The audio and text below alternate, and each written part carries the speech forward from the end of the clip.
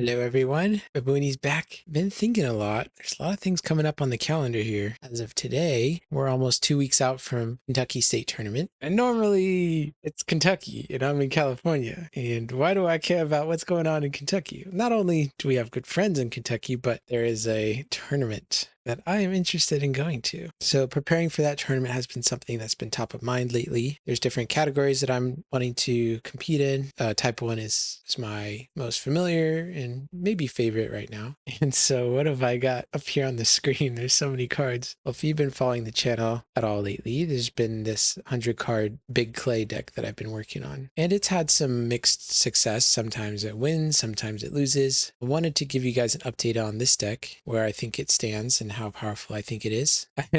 Maybe you saw one of my comments earlier where I was hyping up the deck and saying it was the most powerful deck I've ever built or whatever, but not to say that it doesn't have its problems. So I just pull up my notes here and go over where I think Big Clay has some weaknesses and what I'm thinking about. So besides being weak to Territory Class Moses, Soul Protection, Turbo Nazareth, Confusion of Mind, Holy of Holies, Honeypot Decks, Peter's Curse, Guardian of Your Souls, cards that negate neutrals, Possessing Spirit, and Grapes of Wrath. Besides those weaknesses, just some nuances that I've noticed with this deck. So like, because you're playing 100 cards and other people are playing 50 cards, it's much more likely that the opponent is going to be able to get their Distressed out before you're able to get one of your negate neutral characters out. So there's Distressed. So we have Akeem and we have 2 Res Revealers. And I'm not playing a lot of Gospel Angels, so these, like, even if I do get a Res Revealer, it's not really likely I'm going to get a Gospel Angel. So the likelihood of me getting my negate neutrals online before they get their Distress out is pretty low with this deck, I'd say. And I play a lot of Territory Class characters, so like I got those guys, I got Thomas, I got Judas, I got some Plotting Priests. But most importantly, it's shutting down my Possessing Spirit, which is kind of the main point of this deck. It's trying to put a lot of Possessing Spirits in your territory during the late game and just trying to achieve some rescues with Simon. So that nuance with Distressed makes Possessing Spirit a little bit worse. Yeah, normally you can get Son of God, but it's a 100 card deck and you're not going to be able to get to your Son of God as fast. If you do get to your Son of God, it's going to be after you attack, and you really want to get to your Son of God before you attack. So you can get it with Woman of Child or Resurrection Revealer. I mean, there's Spirit as a Dove, but I don't know. The way the games are kind of feeling out, it's just hard to deal with Distressed. That's one thing I've noticed with this deck. Another thing I've noticed, if people are running Soul Protection and Soul Generation, it is really hard for this deck to consistently hold. For example, I was playing against Jay, who's running Joshua deck with Builder's Spear. So he equips this to somebody and then he attacks and he protects Lost Souls from evil cards. Like, that's doable. So I was able to like bury all my souls before he attacked. But then he went Joshua, he had a Rahab in territory. So if it says, if Spy enters battle, search a deck for Lost Soul. So he got Joshua went to his reserve for a Spy, banded to his Spy, and then Rahab got Spy out. And I like couldn't block that. So if like decks are applying pressure in that way, where they're having Soul Protection and Soul Gen, I think this defense is pretty weak to that. Like, I don't have a lot of good blocks that can deal with that. So I've been looking for ways about, okay, how do I either diversify my blocks or have ways to deal with what they're throwing at me.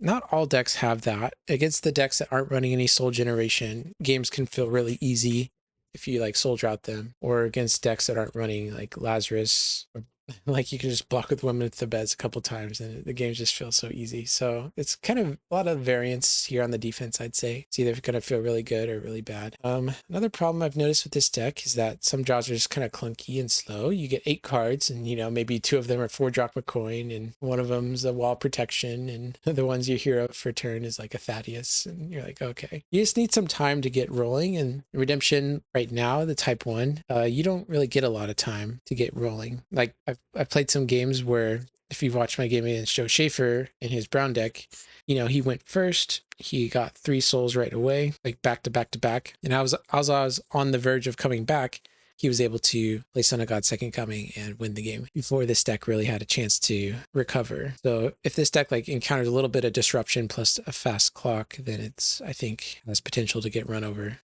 I was running a version of this deck. Let's see, I don't know where it is. But I was running Victorious. So I was running a version of this deck that was playing Victorious Being. So that was good. Got a lot of profits in this deck. And then I was also, the reason I was doing that is because I was trying to play David Hard After God, which could search and take a good OT card from deck. And I was trying to go right on. And then I play Meek Enhancement on my hero, or sorry, play Enhancement on your Meek hero. So I get David, get right on. And then I just try to slam Child is Born and band my entire offense into battle. And so I did have some problems with that strategy when I'm behind and I don't have a lot of heroes. This going all in for that isn't really effective. Oftentimes it'd be better if I would not burn my Rhydon like that. I'd save it for later in the game, because sometimes this offense really needs all of its dominance, and you really want to be careful with how you deploy them. So just kind of burning a Rhydon like that for not a lot of value is not really strong. And so if you decided to not go for that line of play, or you just didn't have a lot of heroes, like having David and all these Victorious Beings in your deck, felt pretty bad. But don't get me wrong, sometimes that felt really good, and I could see that line of play being really good in some decks. So for example, the other deck I'm cooking right now for type 1, it's a 57 card version of Nativity. So it's my 50 card Nativity list, but I've also added David and this 8th Dom is Rhydon, and I'm including this in the main deck. So if you have either like Angel of the Winds, David plus Child is Born, which is really easy to get in a Nativity deck, you can just attack with David, get your Rhydon, abandon all your New Testament heroes, and it's like a mega resurrection. And Nativity really likes playing resurrections. The cool thing about this is it can ban all your angels too, so get a lot of extra value there. So I think this package could have potential here. Trying to test out this shell, make sure, see if adding the extra 7 cards is a problem. Nativity's really good about getting to its dominance, and it's pretty consistent about its turn 1's setup, but you are maybe diluting your deck a little bit. Your resurrection turns aren't going to be as strong. You won't be as likely to have your human heroes in your hand, opening hand. So we do have Moses to try and help out there. Do like Moses in this deck. So yeah, that's what I'm trying. I really like this deck right now. So if I had to go to Kentucky State tomorrow, I'd either bring Nativity Herods or this Big Clay deck. Anyways, let's go back to talking about Big Clay. Another problem with this deck is the defense doesn't really interact with the opponent. And if all the decks are running, if all the top decks are running Glory of the Lord, they're just going to be holding on to it. I'm not really giving them a chance to play it during offense. So that means they're going to have it on defense. So for example, my blocks are like Woman of Thebes, give this to you. Glory's not going to do anything. Like Foreign Wives, block, protect from you. Outsiders, underdeck, a bunch of stuff. Glory's not going to do anything. And but in the battles where you want to play Glory, I have priests. So there's my Anansi Elder is a priest, and Plotting Priest is a priest. Obviously, I have these nasty enhancements that I want to play, and so the places where they want to play Glory and where actually trying to play enhancements in battle are the characters that are priests. So the Glory's not going to do anything. And so on one hand, it's nice that they don't have a free battle dominant that they can use on offense, but on the other hand, it's not nice because here's my favorite attack in this deck is going Simon, choosing Possessing Spirit. So Simon's a 2/3, Possessing Spirit's a 1/3, at least when you convert him to Meek. And so if he's a 2/3, he's a 1/3, they play Glory, you can't really do anything unless you have like a Resurrection or Angel or whatever. So if you know the opponent has a Glory of the Lord in hand, what you can do is you can just like reveal a good dominant from your hand and then choose Possessing Spirit to block. And so even if they do Glory, you can win by the numbers. So a little pro tip for you, Simon the Zealous gamers out there. But if you do that, you won't have access to your sweet clay banding cards, which is a problem because not only are you trying to get the soul, you're just trying to get a lot of leverage off of that attack. So yeah, it's a risk. Sometimes you just need to draw cards for your defense, and the only way to do that is by banding in heroes to battle with the Ascension. So sometimes you're like really forced to attack with Simon and try to get set up the Ascension like that. But if the opponent has a Glory, it's going to make it really hard for you. So there's like almost a part of me that wants to play some like restrict dominance. I wanted the cross because you can go Concealed Riches, get like a cross and a Golgotha out, and Golgotha gets your Possessing Spirits. You can set it up. But Golgotha tosses, or the cross tosses the Ascension. And it's like there's not really any other. I mean, there are some clay band enhancements out there like Entertaining Angels or Blessing the Nation that you could run, but I really want to do the Ascension setup. So I guess I could like try out Peter's Curse, but then you're playing Peter's Curse and you're 12 good dominant deck or whatever. So yeah, so that's a problem I haven't really figured out yet. The Glory of the Lord plus Simon the Zealous problem. And this deck really loves hand knowledge. So like if it sees that there's a Glory of the Lord, it can really tailor its attacks to play around that as opposed to walking straight into it. So this deck does have a few ways to look at a hand with like Temple Veil and Angelic Guidance and Matthew, but you're not getting consistent looks at opponent's hand. And that can be really brutal sometimes. Whereas like a smaller card deck that playing like 20 shekels, you're gonna have a higher consistency getting to look and use that hand information. This deck really wants hand information, but I just don't know how to give it that hand information as much as I want it to. Speaking of a new card, there's a new card, Prince of the Air. This card is likely to see play, and it's also likely very good against this deck. I'm playing a lot of colors here on the offense: purple, silver, white, clay, green, yellow. So, you know, Prince of the Air for 6 is kind of scary. Like if I'm doing like a big resurrection turn, something that's really easy for the defense to do is they come out with Prince of the Air, you know, underdeck their Lost Souls, and then they also underdeck Prince of the Air. So I can't even like try to 3-woes that. So that's just something on my radar, something I'm concerned about. This deck's really trying to establish a board presence and snowball the game. And Prince of the Air is really good at reversing that kind of gameplay. It's like I don't know if it's a better version of Outsiders because sometimes you want initiative, but this is definitely a card that can be really good against my deck. Here's another line of play that Prince of the Air decks can do is they can play Colosseum from their deck and then underdeck stuff. And then I'm put in Special Initiative maybe. Guess what my battle winners are? We got Authority of Christ, Ascension, Spirit is a Dove, Untouchables. You know, it's just all these cards that are gonna get tossed by Colosseum. So Prince of the Air block can be pretty brutal against me, I think, if they use playing Colosseum. Don't really have a lot of ways to stop that besides Child is Found. If they're smart, they can keep I don't know, they could probably play around it. So yeah, and if they're getting this card back, or if they're using Gates of Hell to add it to battle whenever they want, it's just I don't know. It's gonna be tough. So another problem with this deck is that without a lot of Gospel Angels, Resurrection Revealers feels kind of mid. He's great turn 1 where you can set up a resurrection, but if you don't have Unity, or sorry, not Unity, but the condition that he negates neutrals, he's just kind of sitting in your territory. You can't really band him in unless you're doing your Ascension turns. So he's just kind of sitting there. So it is nice to have some more Gospel Angels. Let's see, anything else? I spent a lot of time talking about, you know, some of the problems it's had. So now I've made some tweaks. Now we're addressing some of the problems. So let's talk about that. So like I was saying, the David plus Rhydon plus Victorious Bean plan are just way too linear. Wasn't working. Was leaving myself very overextended. So cut that, replace that with who knows what. Distressed Lost Soul is good against my deck. So maybe the solution is to play more negate neutrals. So I could see a card like Obed coming in. I know he's not gospel or anything, but at least he's white. I know white's basically a color I'm not attacking with, so I don't know how many effects like Akeem and Obed do I want in my deck. But I could see this deck running Jesse and Obed in here. Not 100% sold on that. Improvement to the deck feels like Prince of the Air could be really good. He plays really nicely into your soul protection and also dealing with problematic cards. So if there is a card that has soul protection, you can underdeck that. Then next turn, you can probably have good blocks. I mentioned how this deck can feel a little clunky and needs some time to get going. So I don't know if this is good, but playing a cheeky undesirables in there. So let's say I'm like losing the battle. I can harvest time for 1, get out my undesirables and give it to them, and hopefully buy myself some time to get back in the game. You could also go play Escape in the deck, but I think if you end up in this scenario where you have like Escape, undesirables, and first in your territory, you're just like questioning yourself. You're like, why does my Burial and my Led Astray, why aren't they good cards? I was like, well, you probably shouldn't play that many non-meek Lost Souls in your deck. So I think 2 is the most I want to play, 2 non-meeks.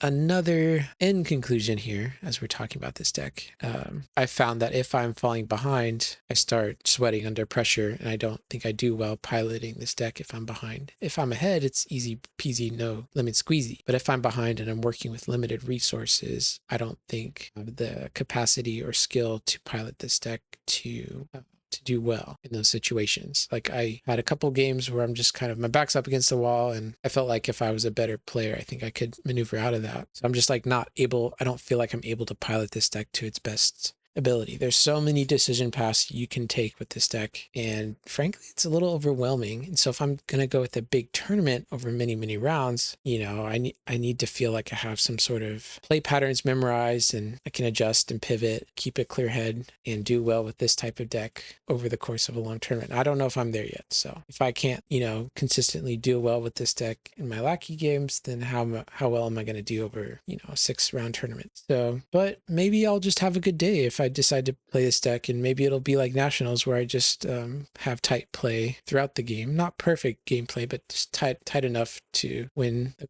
best number of matches. I don't know. I'm really on the fence about this deck. I don't know if it's the best thing since sliced bread, or if it's just maybe not that good. In the recent power rankings that Jake puts out, I rated this deck an 8 out of 10, whereas 10 is the most powerful deck. The deck that I rated a 10 was Nativity Herods with the but this deck, I could see it being a 10, or I could see it being like a 7. So I think time will tell. Also wanted to maybe touch on some kind of a wall I've been hitting. It's like if I'm playing and I'm not doing well, so to say, I'm losing matches, I think I'm really starting to hit a wall, and it's made me really start to think about why am I doing this and why am I getting frustrated that I'm doing well. I think there's a desire to like want to try and prove myself, I think, and that's kind of a motivation I have for wanting to continue to play with this deck and see it do well. It's like, oh, Baboony Tim, he's gonna do this out of the box thing, and he's gonna make this new deck, and no, is he gonna do well? And if he doesn't do well, it's like, oh man. I guess I become a little worried about perception, and yeah, just the sense of striving that I think I'm putting a lot of pressure on myself to do well and to like travel and do tournaments and stuff. And I think I'm losing a little bit of the fun in the gameplay, and I have slowly replaced it with a sense of like trying to prove myself, and like, oh, which is crazy because you would think that, winning a big tournament, it's like, oh, you have nothing left to prove. But now that there's like that sense of like, oh, I gotta go win this, and I gotta go do well on that, and I gotta win again, gotta prove that I'm not like a joke or whatever. So I know nobody's like saying that, but I think it's an easy narrative to internalize. So I've just wanted to be transparent and kind of just let you in on what I'm thinking about, how I'm approaching the game, and how I'm kind of using this kind of thought process to try and help me have a healthier balance with this game. Because I don't want to, make it about winning or trying to prove myself or cultivating an ego, when I think Redemption's more about the players than the decks themselves. I think I can lose track of that. So maybe I would want to encourage you, if you're kind of feeling glum or really having a strong desire to do well in a tournament setting, and you encounter setbacks, maybe something I could encourage you with is something that I read recently. It's a little prayer meditation about competition, and not all competition is bad. There's a lot of things about competition that echo our spiritual realities. And so instead of kind of maybe like, oh, quitting the game or like stepping back, I think it's good to just kind of recenter and just think about how does competition relate to our spiritual lives. That's been helpful for me. So I'll just share what I've read. So here it says, there are, O Lord, eternal patterns, fragments of the story of redemption. It's funny that it says that, etched into our competitions. Let me be shaped by my participation in them, this active parable of struggle, this drama of things to be risked and lost and gained, of heroics, of hopes defeated and hope resurgent, of wars waged against doubt and the voices in my own head, the struggle against the elements, struggle against the limits of my own strength and endurance and ability, and of struggle against a real opponent who seeks my defeat. For these are each small echoes of the fight that a lifelong obedience to Christ might entail. So let the many struggles in this competitive arena serve to form me in a resolve that will spill from the boundaries marked out for this contest and into the way I live out this life in discipleship with intentionality and focus, ever mindful of the clock and with my eyes fixed on the prize, knowing my time here will be brief and therefore my choices will matter. So there's a lot of spiritual truth, I think, that can be gained just by reflecting on competition and the nature of the game. I hope that little poem has been encouraging or insightful. But yeah, I guess I'm just really grateful to be able to play this game. All right, so not only is there type 1, let's change topics a little bit. There is Mr. Classic. Previously, Mr. Classic was a closed tournament, only open to 8 different people, but this year it's going to be open to everybody. It's going to be single elimination, and it's a Mr. Classic format, which is like all the scrolls cards plus Scroots, plus the Scroots is like classic cards, scroll cards, plus roots cards. And there's also going to be another set introduced into that block, the Cloud of Witness block. So that's kind of opened up some interesting deck building puzzles there. So I'll show you some decks I'm thinking about for Mr. Classic. First of all, we got my Oops All Masked deck. This started with the thought of like, okay, what would a Job deck look like in Mr. Classic? So that's where it started. So you have Job, you have your Dust and Ashes, which basically makes Job unkillable. And then in reserve, you have a Job's Faith, which if the opponent lets you resolve that, think they're going to be blocking you. So I know it's a little hard to see, but it says negate special abilities on evil characters. If Job is your only human hero in play, opponent must discard 3 evil cards from hand. So basically you have to play an offense that only has Job. So I thought an offense that only has Job, I think they need a little bit more help. Some maybe playing some angels, some fight by the number angels, and then playing a chamber of angels. So if your angels die, you can get them back. And so if you have this trifecta of captain plus strong angel plus Job, these fortresses, and just keep attacking them every turn after turn, there's in theory you might be able to whittle away the opponent. So I don't know. So that's where the start. And then I was like, for the defense, what do we do there? So this concept I borrowed from a type 1 deck I made last year, where I was like playing all the roots masks and playing them on multicolor evil characters and just trying to chain as many together as I could. But in Classic, you get a lot more. So not only do you have the roots ones, you get Dream, you get 2000 Horses. So you have like a higher consistency of these draw cards. So I'm like, okay, there's potential there. So what would a Oops All Mask deck look like? Well, unfortunately, there's only one multicolor evil character in Scrolls right now, he's Self. Not only do you have to like he doesn't give you good numbers for initiative. So if you're fighting like a judge's deck that doesn't like to give you initiative, then this is going to be rough. So I was like, okay. So we got Self, we got Silly Women that can go get Self. And then we have our Deceiving Spirit that can like choose a different brigade to use. And we have User of Curious Arts that can choose, so let's see, you can use orange, pale green, and another one. So User of Curious Arts is really good. Like if you choose brown, not only can you play this, you can play your Mask of Arrogance too. So, or if you like pair up, you can do like Gomer. So there's your brown, band to User of Curious Arts. There's your pale green, there's your orange, and then you can name Crimson. So if you do Gomer banded to user, you can get all your enhancements basically. So you have some ways to do it. You also have Nebuchadnezzar, who can just come out of the gates flying, play like a Dream or Mask or Swift Horses. A cool thing to do is like go Gomer, band to Nebuchadnezzar, play Mask of Vanity, play like a Haman's Plot or Gibeonite Trickery. That's really good. The reason we're playing Prince of Persia is like Angel Lord's really good against this deck, and you really want to block and play some enhancements. So not only does he help you block and not die to Angel the Lord, you can resolve some of your cool orange and brown spells there.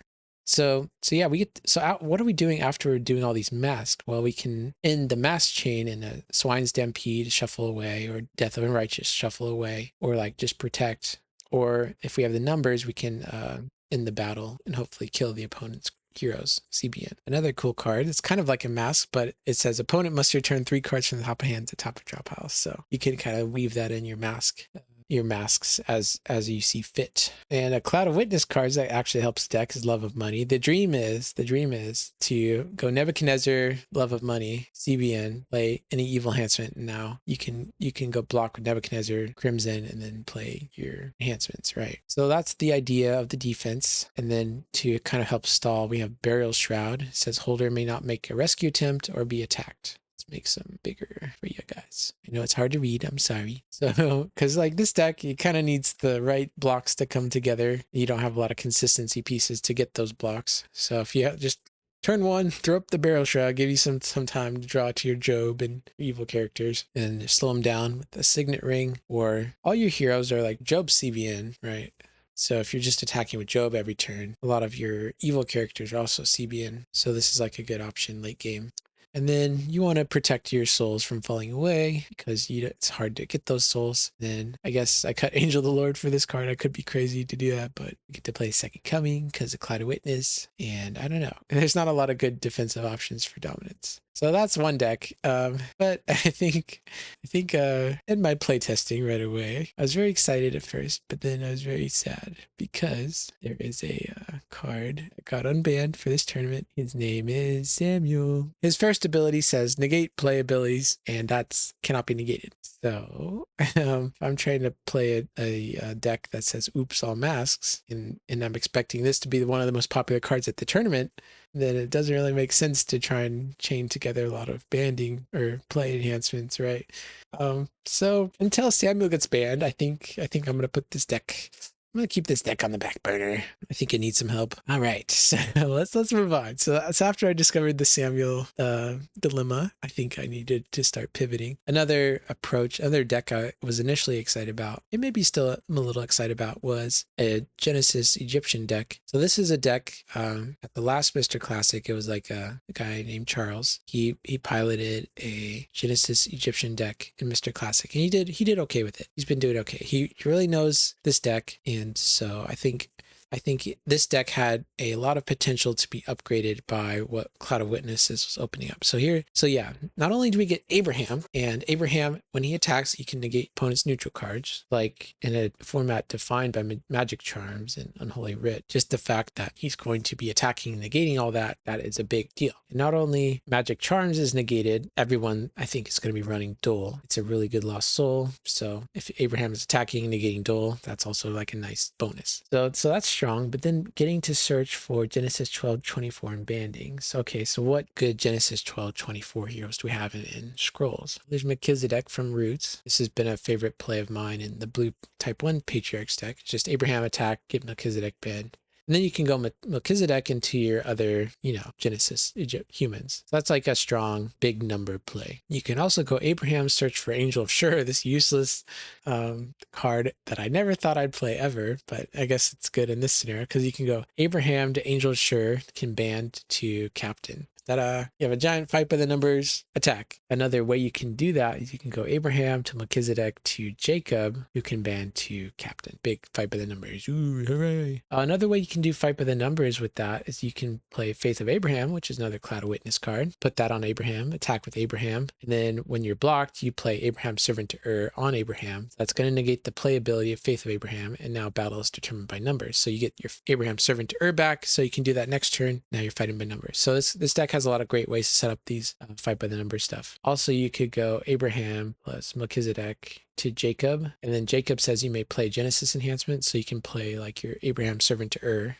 negates Jacob's ability, so he'll have to unplay the enhancement, so the enhancement will go back to your hand, but its effect still happens. So that's like another way to attack and then get this pre-battle fight by the numbers.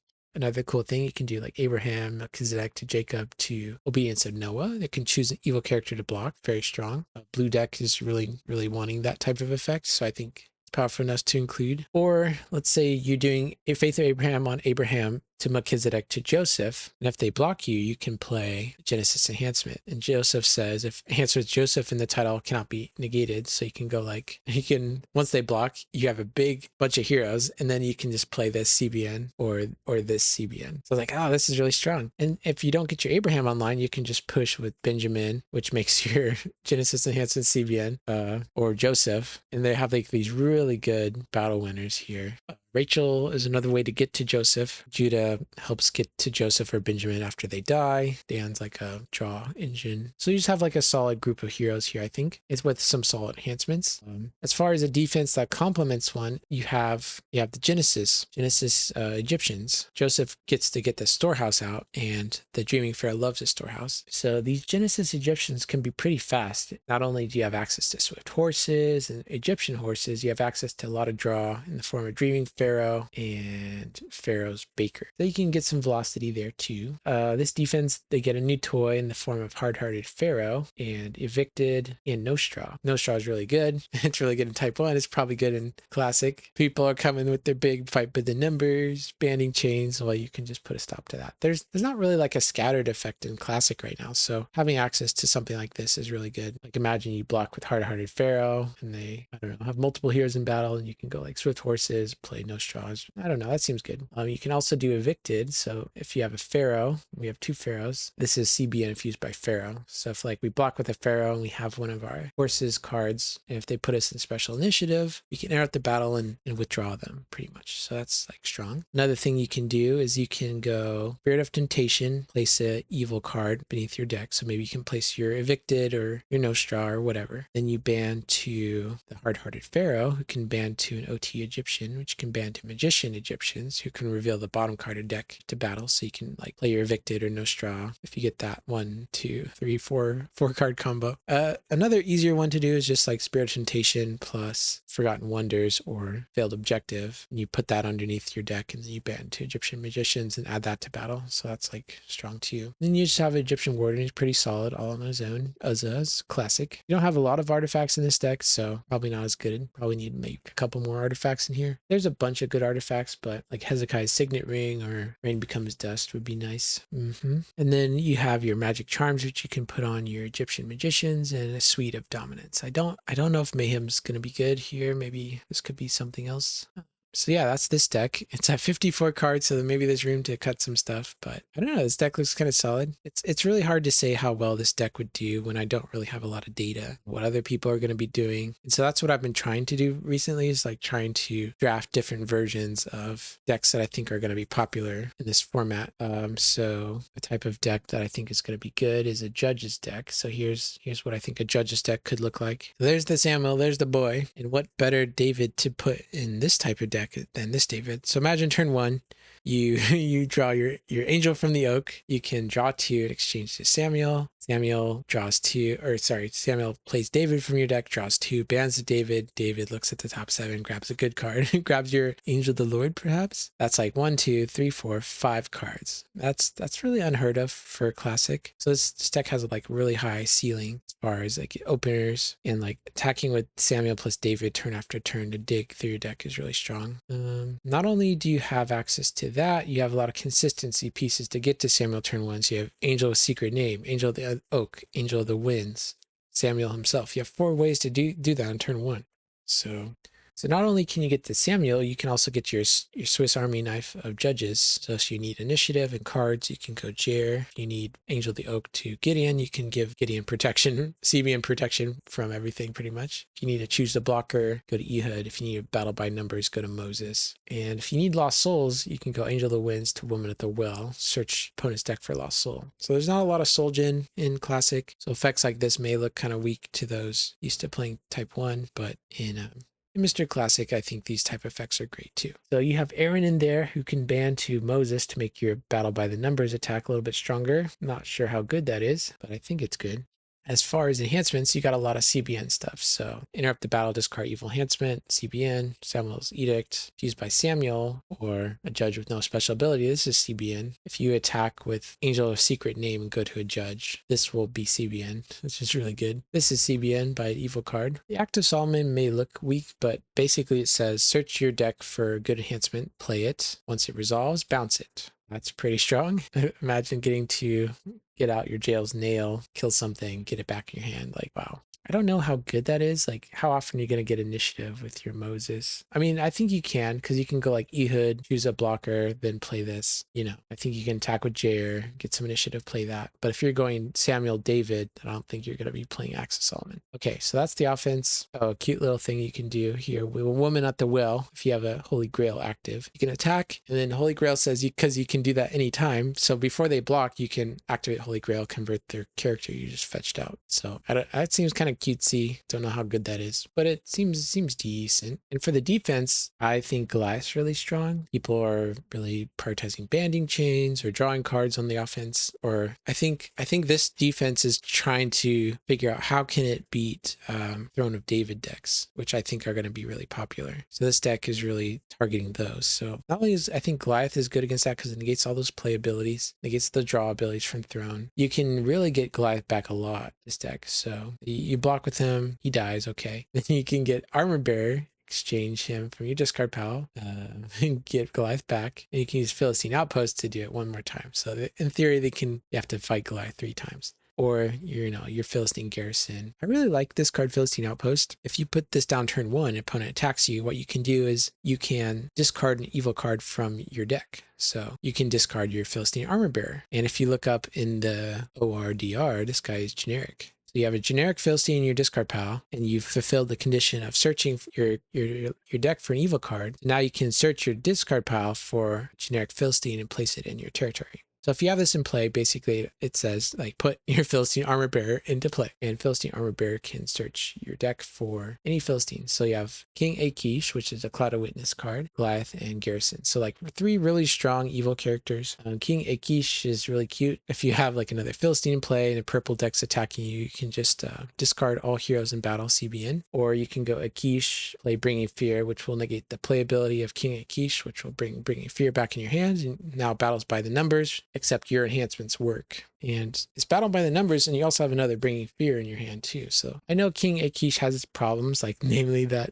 Ehud plus Ehud's dagger is really good against them, and yeah, but I think he's powerful enough to warrant his inclusion here. Another thing I like to do with this deck is go Gomer, ban to Achish, play Haman's Plot, or give me Trickery, or something like that. Something you really want initiative to play. Another reason why I like Goliath a lot in this format is like artifacts are a lot stronger in this format. So if you have an Unholy Writ or go into captivity and you attack with Goliath, or you block with Goliath, and they're forced to move all the heroes out of battle and bring one guy in, the chances that they're going to bring a guy in that has CBN banding is really low. So if you have Goliath plus Unholy Writ, it's almost like an auto block in my mind. Or another way to do it is like Goliath plus Christian Martyr. Another way you can set that up is with Abner. So let's say they attack you with a bunch of guys. You can do Abner, negate something, and then choose a guy in their territory to attack, and then you just capture that with Writ or Captivity. So yeah, this deck is capable of some really strong blocks, and you have some auto blocks in the form of Uzza or Firefoxes, which is another cloud card here.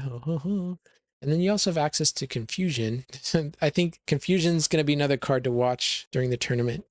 If you're a brown or pale green deck, like you're playing this card, and you're also playing this card, so that if opponent is pushing Moses, you can play Confusion. I think this card has the potential to slow down the game, the format a lot too, because these classic decks are what I've learned so far in my playtesting of these type of decks is that the format's a lot slower than a type 1 game normally is. So you have to kind of build your deck with that in mind, and also like play with that in mind too. You're really trying to play the long game. The game's not going to be over in 3 turns by any means, because you have falling away in the format, which makes it so opponents have to get to 6 almost.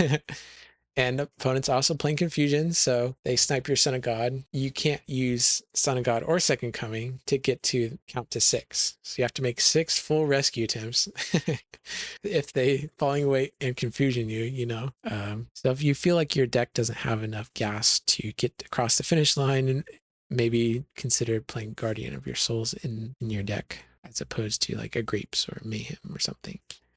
Finishing off some artifacts, I really like Hezekiah's Signet Ring. If you think, Judges or Purple Kings are going to be the most played deck, you do a lot of searching. And not only that, it's like, even if they're not, everyone's going to be playing Second Coming. So if you have a Hezekiah's Signet Ring down, they can't play their Second Coming. So if they burn their Destruction of Nehushtan, and you have a Signet Ring out, it's like, okay, sorry, you don't get to play your Second Coming for the rest of the game. In this Mr. Classic format, Destruction is really strong. It's like as powerful as a Woes, I think. So like 3 Woes is really good in type 1. But Destruction of Nehushtan is like the equivalent version of a Woes, I think. When you're kind of thinking about artifacts and what artifact you want to activate and what artifact you want to deactivate, you're really thinking about, have they played their Destruction yet? Or like, do I hope they don't have it? And once they have played it, you really get a lot of permission to do stuff with your artifacts. Speaking of artifacts that are good, we got You Will Remain, classic. I think a big banding chain backed up with this card is really strong. And another card I think is really strong in this format, it's also Captured Arc. Like if opponent happens playing You Will Remain and you're just play territory class Captured Arc to take that. Like that's like Destruction of Nehushtan on steroids. So if you're playing black, I think you're also playing Captured Arc in your deck. And if you aren't, you need to think about it. Even if you aren't playing black, you probably should play this card. Any other thoughts? Oh yeah,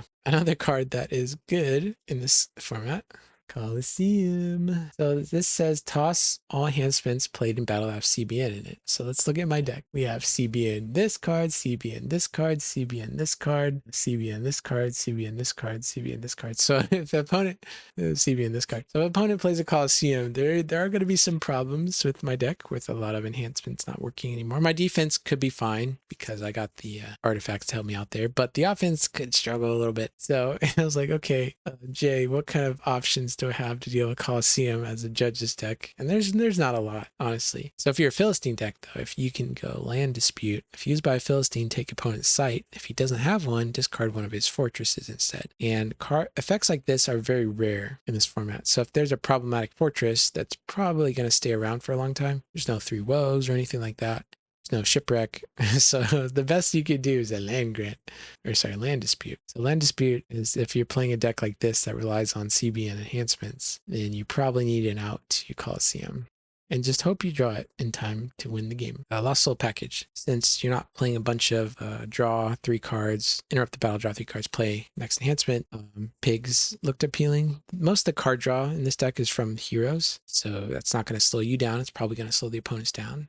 Dull and Lawless, of course. Judges are weak to Death of Unrighteous effects. So, like, you can attack with your Protected Gideon, but they just block and play Death of Unrighteous, then you're not going to be very happy. The only reason we have this one in is so we can try to land Confusion down. And this deck really likes playing down its Philistines, so giving them protection is good. And then some Soul'jin. I really wanted to do some, like, High Priest package. So, like, Phineas plus Zeal plus Urim and Thummim. You could also use Eli as a priest, too. And if you do that, you get access to Eli's Sound Advice, which is a really strong card too. Another decision you can choose for this deck is to play the Cloud of Witness Moses. So then you get all those pesky lost souls. That also opens up a banding line of like Samuel plus David to your Cloud Moses. Negates Cloud Moses ban, but you have Samuel, David, CBN, Battle by Numbers. So I think that might be good enough to include Moses in this deck. But number one, I do want my lost soul effects on all the time. I don't want to turn them off because I like mine.